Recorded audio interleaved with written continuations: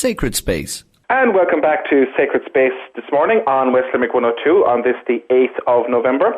On the programme this morning, I'm joined by John Keeley and Anne in studio. And on the phone, all the way from West Cork, we're delighted to have Alice Taylor. Good morning, Alice. Good morning. How are you keeping? Very well. What's it like down in your neck of the woods? What has it been like for the last couple of days? Well, changing weather, but we are having the most beautiful autumn. I know now we're into November and it's winter, but it's still autumn. I think it was because we had such a wet summer. Trees, shrubs, everything grew amazingly. There was an amazing growth. And now you see, we're in the Bandon Valley, from Bandon, Innishannon, Kinsale. Total wood, both sides of the road, all the ways along. The colours of the trees at the moment would make your breath stop. You go, ooh, they're magnificent this year. I think it's the most beautiful autumn we've had for years. It sounds wonderful, I have to say. It absolutely sounds beautiful. And of course, as you said, it is kind of, we're just into the beginning of November. It's hard to believe how fast, the time is going. And of course, one of the reasons why we wanted to talk to you this week, Alice, is of course, November is very much a month of memories for people, because for many people, of course, November is the month of the dead. It's when we remember our loved ones. That's right. My mother never called it November. She always called it the month of the Holy Souls. And in a way, I suppose people visit graveyards more than they would normally. Our church here in the village now, we have the graveyard around the church, which I think in a way is lovely, because when you go to mass, you pass in, you pass your grave, and people keep the graves beautifully, and it's lovely. I think a graveyard is such a restful place to walk around, and you when you see the different names and you remember them, and it's lovely. And I think a graveyard reflects a village or a town. I think a well-kept graveyard speaks volumes about a place and the respect people have for their dead. It's lovely to see the graveyards well cared for, and the graves well looked after, and to see people visiting their graves. I think it tells a lot about a place. It does, actually. I'd agree with you there. Actually, it just reminds me, actually, of a poem in one of your books. The book is called The Journey, and the poem is called The Men with Sighs. And I love it. It talks about, actually, keeping the graveyard. And there's a great line in it when they talk about the crack of the blade on stone brought forth blessings on the dead, which talks about, the cutting of the grass with sighs. That's right. That was way back when we had, we used to do the graveyard maybe once every couple of months. Now it's maintained regularly. We have a voluntary group, and they come once a week, and it's done. But that time, it wasn't done regularly, and so then every couple of months we'd organise a team. When I say they brought sides, that will make you realise how far back it was. And they bring sides, and these were farmers, countrymen, and it was lovely. I used to be there with them, and I loved it because they'd uncover a stone, and invariably they knew who was under that stone, and they were able to tell the stories about it. Yeah. And, in a sense, I can remember thinking at the time, well, how lovely this is. And when it was all finished, then, the dusk would be coming in and the moon would rise behind the church. And you think, well, what a beautiful scene. And you have a lovely line at the end of it. It's the living giving dignity to the dead. And I think that's a wonderful way of describing it. And of course, like you said, November as the month of the Holy Souls, there's that great tradition in it, and the recalling of memory, I suppose, in some respects. What do you remember, I suppose, in particular? You mentioned your mother there, but is there anything else that you in particular remember about the traditions around November? Yeah, I don't know if you remember these now, but there was a thing called the rounds. And you'd go into the church, you'd say, I think it's on Our Father, 6 Hail Marys and a Glory. I'm not 110% sure now that was it. But our secondary school was in the town, was beside the church. And we used to get time off to do the rounds. I mean, we were about 12, 14 or 15 at the time. Now, I don't know whether we were motivated by religious fervour or just... or the time out of the class. But we did the rounds. And I remember at that time as well, there was a thing called High Mass for the dead. And we used to go down to the church, the choir, and it went on for a long time. You know, there was the priest would sing out some invocation, and the choir would answer, and it was extremely solemn, much longer than an ordinary mass. It's there no longer now. We don't have that any longer in the church. I don't know what happened. It wound down anyway. Yes, the old requiem masses, of course, were much longer. That's what I was talking about. I couldn't think of it. Particularly if they were singing, as you said, some of them more longer, like the Dies Irae and things like that. It's amazing how things have changed in that regard. But I suppose, Alice, looking at it, I suppose, and the whole evocation of memory, because one of the great things I suppose we could say about your books, and I was actually looking at the list, and I hadn't actually realised how many of these you had actually written. Because I suppose most people would associate with School Through the Fields. And I was looking, and I can't believe that was published in 1988. That's right. It's, when you go back, and I'm just looking down to the list, and I'm thinking to myself, we have that one. You've Quench the Lamp and The Village and Country Days and The Night Before Christmas. And then, of course, you took a break and you decided to write some fiction, so you went for The Women of the House. Yeah. And, of course, then there was a number of poetry books along there as well. Yeah, and then I did The Parish. Yes. And, The Parish, I think, was it was a kind of a natural step along the way, because whereas the School Through the Fields looked back, the parish recorded a typical parish in today's Ireland. I think that's what I was trying to do there. And because, the way we think, this will never change. This is the way things are. But of course it will change. And the format of a parish as it is today, which is great because it's a scaffolding for a community. You have the church, you have the parish hall, and the whole thing still functions around the concept of a parish. And that's fierce important because it kind of holds the community together, and which is hugely important. And I see here now that we have a few new housing estates in the village, and the church, in a way, is a great community link. When they come and they meet people outside the church afterwards. So it serves, it serves more than a religious purpose. And I don't know if you have it in Limerick, but we have here the stations. I'm not talking about the stations of the cross now. The stations in the different houses. The stations in the different houses. I think that's a lovely tradition because the neighbours gather, and especially if there's new houses built in that townland, they come in and they meet the neighbours and they pray together and they have their tea and it's a great social network as well. The stations, and I think they're serving a huge purpose. It's an important point actually you raised, because of course we're living in a challenging time where maybe a parish might necessarily have its own resident priest anymore. Yeah. But of course, but it goes back to the point: the priest isn't the parish identifier. The parish identifies itself in terms of how it as a community comes together. That's right. And so long, you see, for a long, long time, the parish was identified as the priest. But I suppose that was a misconception in a way, but that was the way it was. But most parishes now, that had maybe 2 or 3 priests have only now 1, and they're worked to distraction point. I mean, they're trying to cope with so much. So the laity are coming on board. And you know what I think, acceptance of the laity doing things. Now, we have this preconceived notion that the church are hesitant to come forward, and that's true in some ways. But the laity, I think, have a huge problem in accepting the laity. We are really conditioned, I suppose this is our history. We kind of think we need a priest for everything, but we can't have it anymore because he's not there. So the laity will have to accept the laity.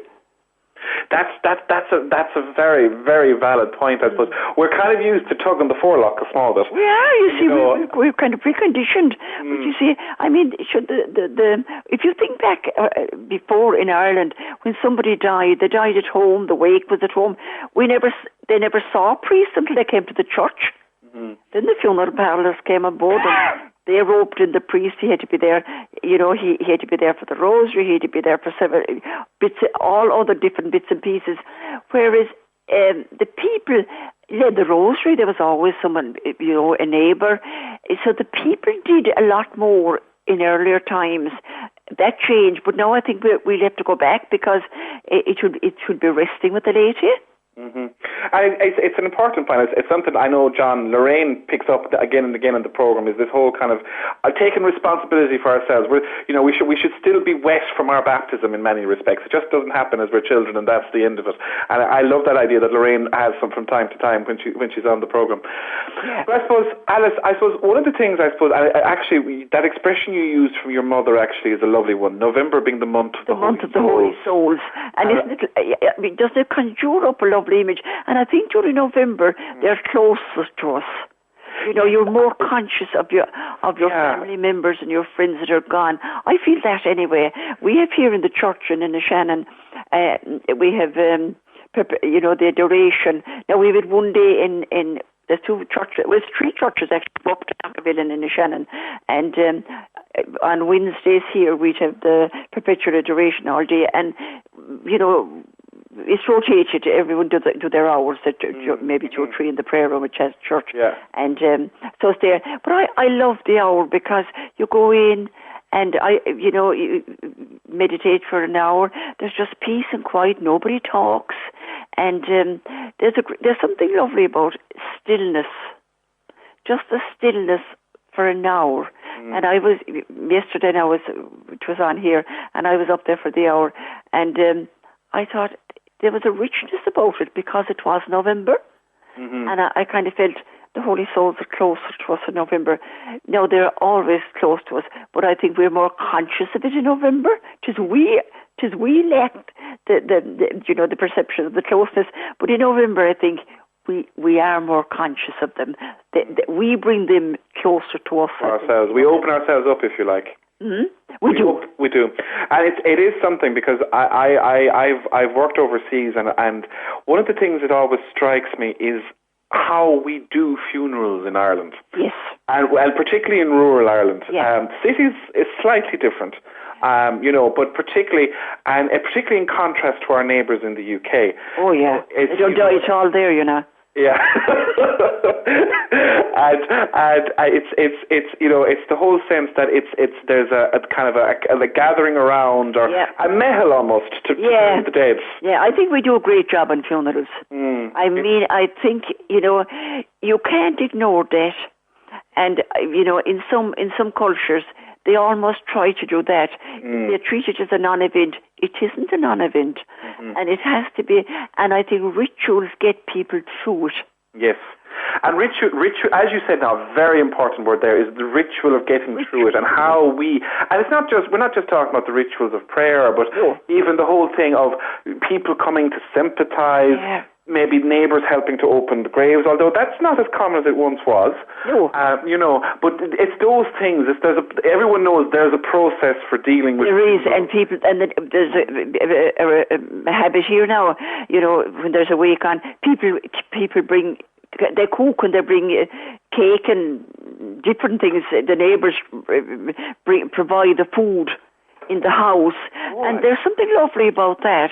It's as if the whole community come in, and the family who are grieving, they don't have to do anything about catering for the funeral. The neighbours do it in the kitchen.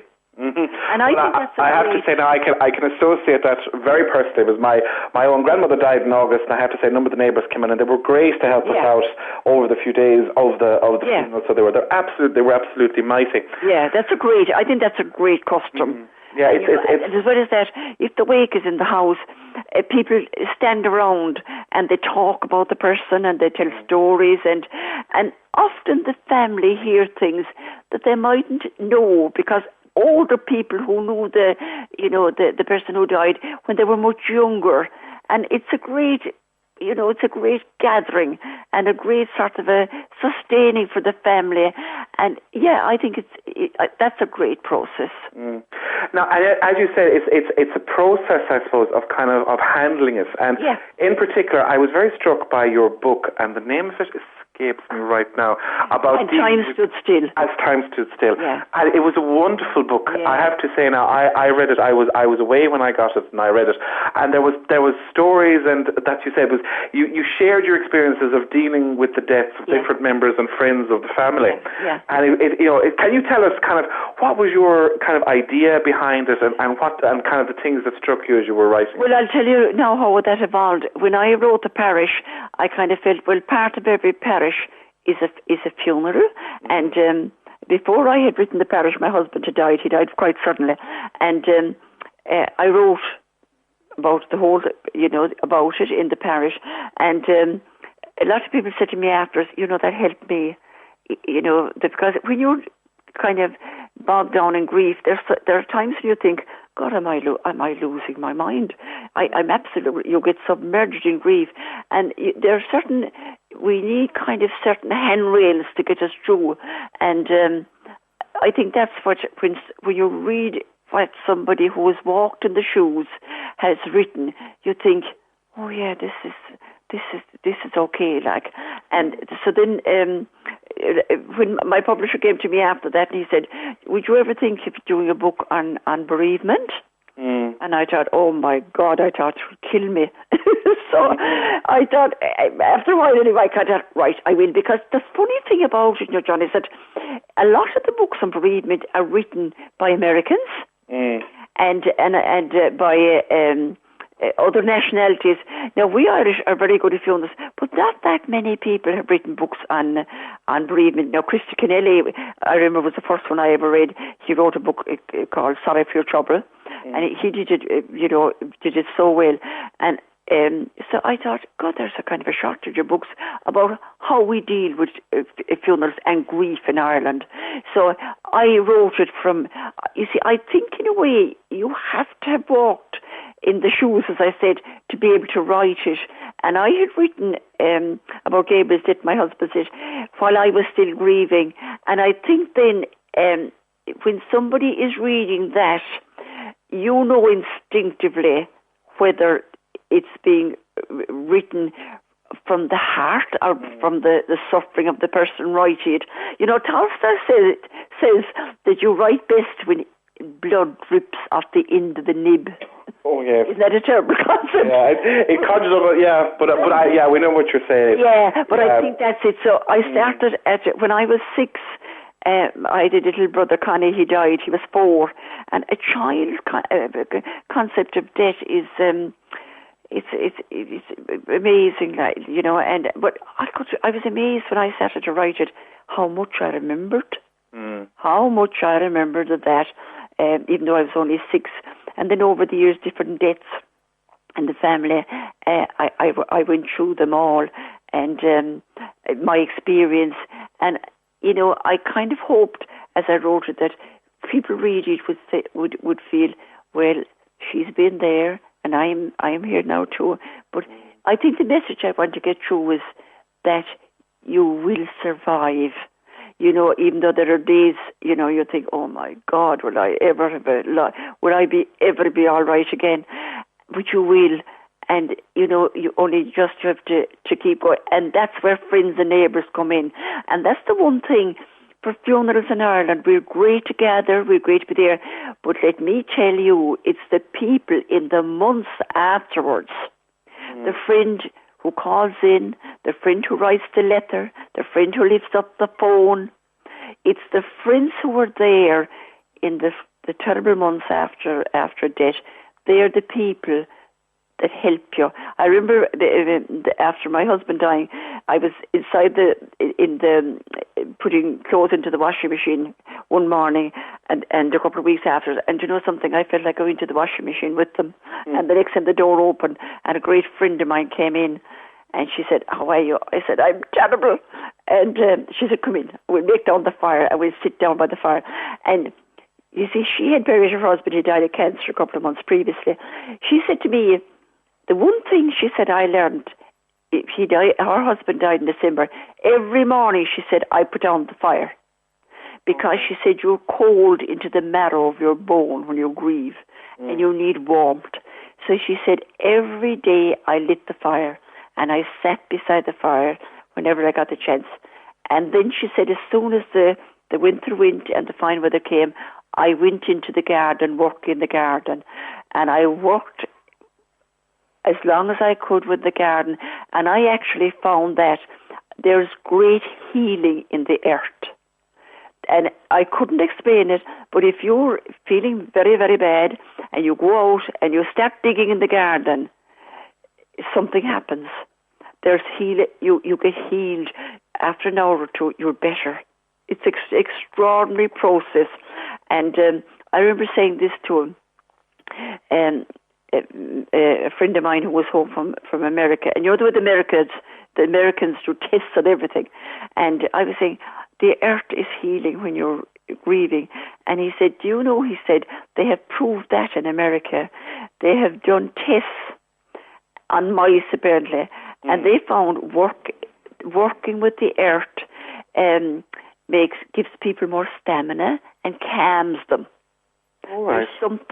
There's some bacterium in the earth that does that to people. And I say it's a proven fact. I didn't know anything about this theory, but I found digging the earth healed me.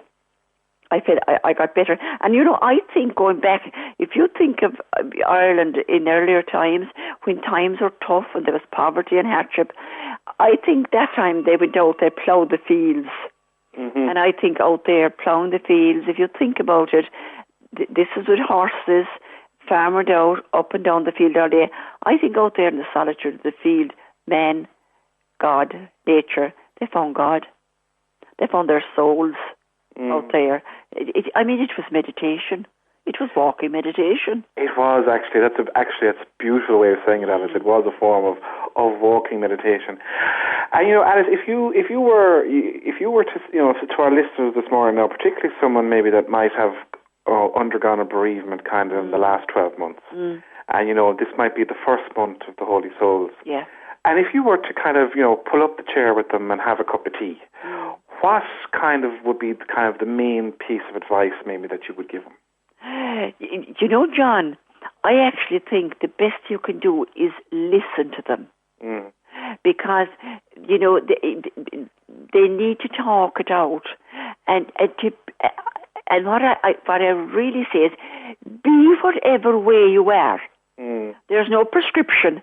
There's no recipe. There's no right way to be. Mm-hmm. Whatever way you are, be that way. Because grief is like a river. It's like a tide.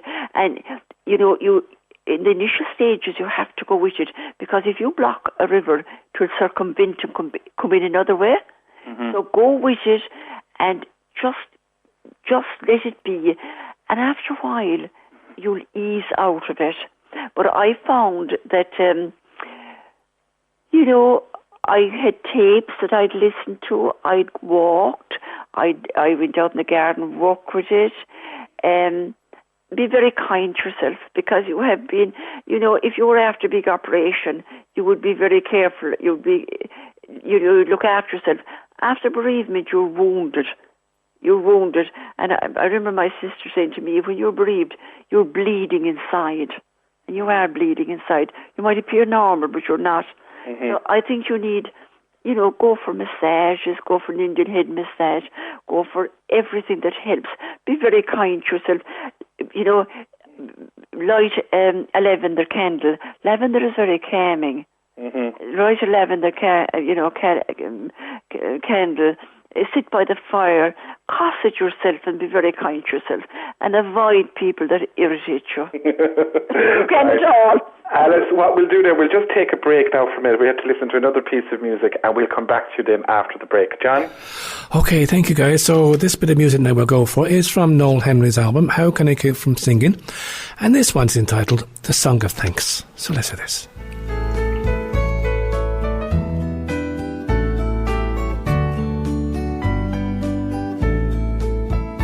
I can see now, as I walk this path of life,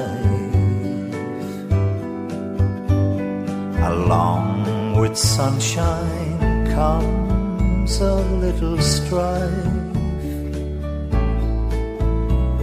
and with it often comes a broken heart, and you feel like your whole world has come apart. And then from out the darkness comes a light, a light that says I'm here to help you fight, a light that shines so brightly from above. If we only put our trust in His great love. Lord, You've opened up my eyes and now I see the wondrous gifts that You have given me. Like my health, my friends, my faith and family, and living in a country that is free. So help me, Lord, to realize and say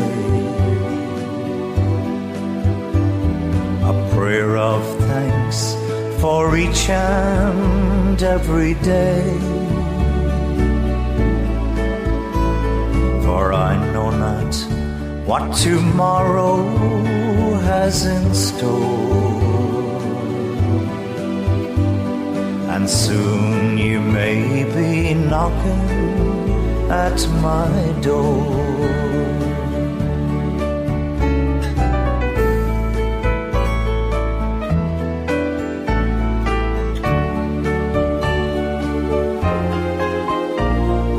I used to work long hours every day, and at times I thought I don't have time to pray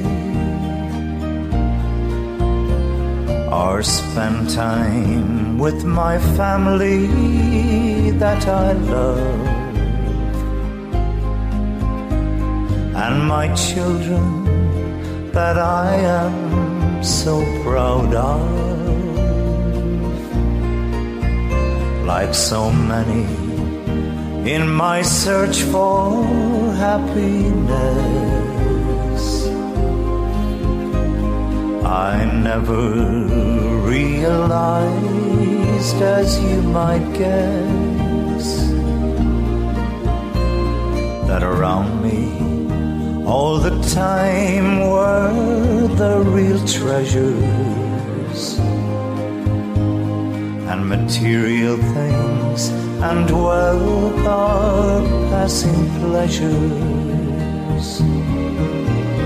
Lord, You've opened up my eyes and now I see the wondrous gifts that You have given me. Like my health, my friends, my faith and family, and living in a country that is free. So help me, Lord, to realize and say a prayer of thanks for each and every day. For I know not what tomorrow has in store, and soon You may be knocking at my door.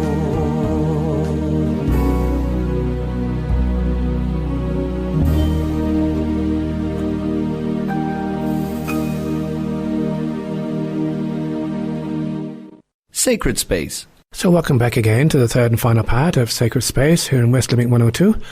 My name is John Keeley, joined the studio here by Anne, and I'm sure you'd all must be really enjoying this wonderful conversation between Shane and a good friend Alice Taylor, who's joining us all the way from Cork. So Shane, I'll let yourself and Alice talk away, please. Thanks very much, John. Alice, just before the break, we were just reflecting, I suppose, on ways, I suppose, for people, particularly at this time of the year, who might be feeling a bit blue, I suppose, particularly as the evenings close in, and how to deal with things. And I was just looking there at a couple of your poems in the book, The Journey, and there was two in particular I was wondering if you'd be so kind maybe to read for us. And the first one is The Backyard. Could you tell us maybe a bit about this one? Well, The Backyard, my husband died in November, and always before Christmas we had the tradition. I suppose I brought it from the farm where I grew up. There'd be big clean up for Christmas. Mm-hmm. So I went out in the backyard feeling, oh my God, so bad. And I thought, oh God, will I clean up the place, hose it down, tidy up the place? And I mean, I'm a pure stupid where water hoses is concerned. I mean, Gabriel always linked them up. And when I was tackling the water hoses, I thought, oh, Mother God, how can I manage this?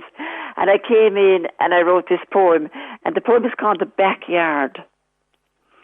Yesterday, I washed the backyard with a mind full of throbbing pain.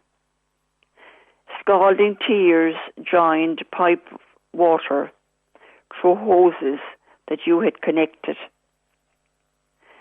It is in the ordinary, everyday things that I miss you most. When all was clean and rearranged, I asked myself, why did I bother? But you were never one to sit and moan.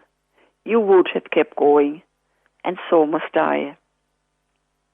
Because savage grief must be worked through and grappled with hour by hour, so that one day your memory becomes a glorious tub of flowers. I love that last line, that one day your memory will become a glorious tub of flowers, Alice. It's beautiful. I have lots of tubs in the backyard, and I suppose I kind of thought, come spring, there'll be daffodils and tulips and primroses, and, that would be a sort of a celebration of Gabriel rather than mourning. So, I think beautiful things, when you create beautiful things, you bring back beautiful memories. You said to me before we came on air that the next poem is actually one of your favourites, I think. Yeah. And it's called Kindness. Kindness. I think kindness is one of the most wonderful virtues in the world. I think kindness oils the wheels of life for everybody. If you're not feeling great and you meet somebody that's very kind, the world is a better place afterwards, isn't it? Mm-hmm. And this poem is called Kindness. The warmth of your kindness kept me in my mind. Its worth could not be measured. It had goodness undefined. You held out a caring hand when I was full of pain. You thawed my frozen being and made me live again. And it's a beautiful piece, Alice. Yeah, I think that's what kindness does to you. If you're in a frozen state, you meet somebody who's kind, and it thaws the ice inside in you. Mm. I suppose one question, Alice, maybe just to see, I was listening recently to a podcast of the late John Moriarty, and it was an interview that he did with Joe Duffy on Liveline. Yeah. And it was around the time he was diagnosed as having cancer. Yeah. And I thought it was a wonderful, life-giving interview. And he spoke about the way that for him, he refused to describe himself as being terminally ill. He said to him, death is not a terminus, it's a doorway through. Yeah. Something greater. Yeah. John Moriarty was an amazing man. Mm-hmm. I met him a few times. I was at one of his book launches, and he was extraordinary. His writings were amazing. I couldn't understand the half of it. That makes two of us. Oh my God! I mean, he has an amazing mind. But when you came on to the bits you could understand, they were treasures. And he had this lovely story, and I thought it was a wonderful story in one of his books, where he was at home at the home farm. And well, as you probably know, he was a professor in the university in Canada, and he said then he gave it all up because he kind of felt his brain was clogged, and then he spent the rest of his life unlearning what clogged his brain to get back to nature. But anyway, he went out on the home farm, and his sister was living there, and they were all gone to the Stations of the Cross, and he himself and his niece, there was a cow due to calf, and himself and his niece, she was a little girl about 6, and they went out to mind the cow calving, and the little girl said to him, she said, I came out of Mammy's tummy. And John said, oh yeah, and he said, and Mammy, he said, Mammy came out of Nana's tummy. And John said, and Nana? Oh, she said, Nana was always there. What a figure Nana was in her world. And I tell that story actually in my latest book, which is called The Women. Yes. And in The Women, I pay tribute to they were amazing women, and there still are, that we hear nothing about, the farm women of Ireland. That, they reared the children, they ran the house, they ran the farmyard. They were the first of the working wives. They were extraordinary. And then you had the chapel woman. We had a chapel woman here. Her mother was a chapel woman. Her mother before that was a chapel woman. You had the nurse who delivered, it was all home births that time, who delivered the babies. Then you had the nuns. I feel sorry for the nuns now, they're getting fierce belting, because, the nuns did great things. They ran our hospitals. At an amazing level of efficiency. They educated the country. They went out and they took education all over the world. And in this book, I do a chapter on a nun who went out on the missions, and I always wanted to know how did they get on. There's a chapter about the poor Clares. I've always been hugely curious how the poor Clares survive. Yeah. And amazing. I found it an amazing experience to go in and talk to poor Clare and document how they lived. There's a story there about a woman from Achill Island, 94, lived all her life on Achill Island. They had an amazing life. If we thought we had poverty in the mainland, they had far more poverty. But all these women, unheralded, uncelebrated, but the life force and the backbone of Ireland.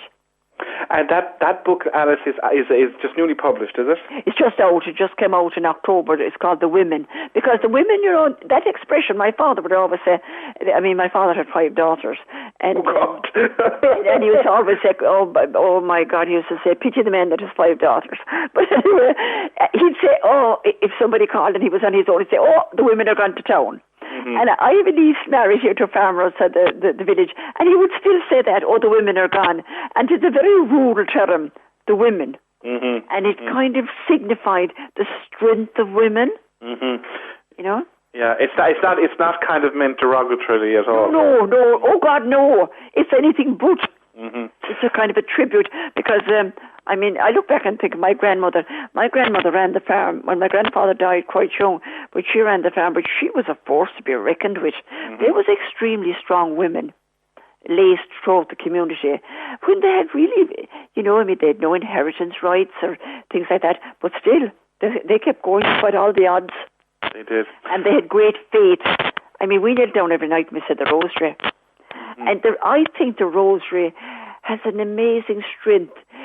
If bad news comes into a house or there's a sudden death or anything, and there's total confusion, and everybody is bereft. If the people need, I'd experience of that here. If somebody says, we'll kneel down and we'll say the rosary, it restores tranquility and calmness. And I think it's the Hail Mary, Holy Mary, that's a mantra. It calms mind. So I think the rosary, it served a lot of purposes, and, when you think about it now, a lot of the practices of our childhood, we got awful snapped in and sophisticated, and we thought, for God's sake, that's all old-fashioned. But now I think we're having a second look, and what we decided was old-fashioned sure, it had decades of wisdom built into it. Yeah, like the Rosary, the Wakes. A lot of things they were very well thought out. Mm-hmm. Even though we thought they weren't, but they were. Alice, I'm afraid we're running out of time, and I have to say I'm very sorry that we are, because I could sit and talk to you for another hour. Well, we might have nice? you back again on the programme at some stage. Yeah. Well, I'd be delighted to come on any time. Yes, it was wonderful having you on the programme this morning. Yeah, I enjoyed it. I have to say, and thank you very much for sharing with us your wisdom, particularly for people, in this year. And like you said, your new book is out. It's called The Women, and as Gabo used to say, available from all good bookshops. John, back to you. Alice, thank you so much for joining us this morning. It was a pleasure having you on, and no doubt we'll have you on again. Thank you very much. And Shane, thank you so much for joining us from Dublin. We're going for the final bit of music, and I think there's only one piece of music really that I can play. After listening to Alice there, really it was all about people. We need people so much in our lives. This one is from Mark Forrest, from his album Centre Stage, and this one is entitled People. So next week, God bless you all, and thank you for joining us. Bye-bye now. Bye-bye.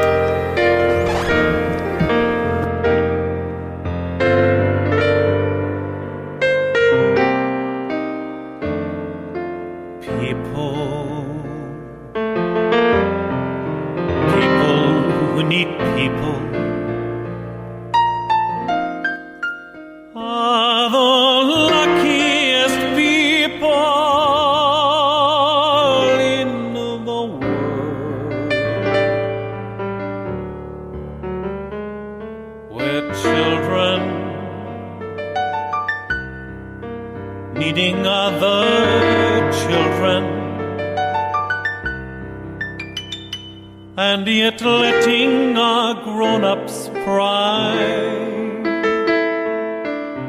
hide all the need inside, acting more like children than children. People, there are some very special people. They're the luckiest people in the world. With one person, one very special person,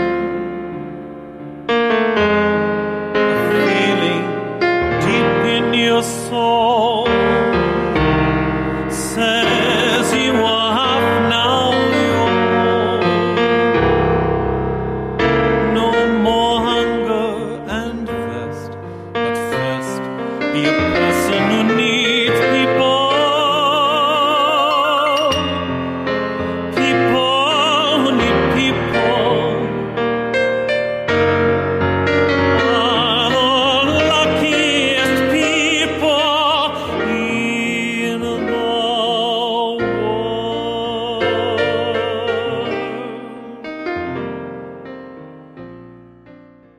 Sacred Space.